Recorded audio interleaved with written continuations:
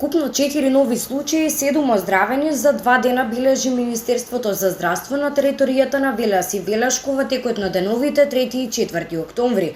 Но во текот на изминатиот викенд е регистриран висок скок на нови случаи на COVID-19 на ниво на целата држава, при што министерот за здравство доктор Венко Филипче на 3 октомври ја свика комисијата за заразни болести со цел анализа на ситуацијата поради зголемениот број на нови случаи. По состанокот беше донесен заклучок да се следи епидемиолошката слика и во наредните денови, па во согласност на истата ќе се донесат поригорозни мерки доколку е потребно.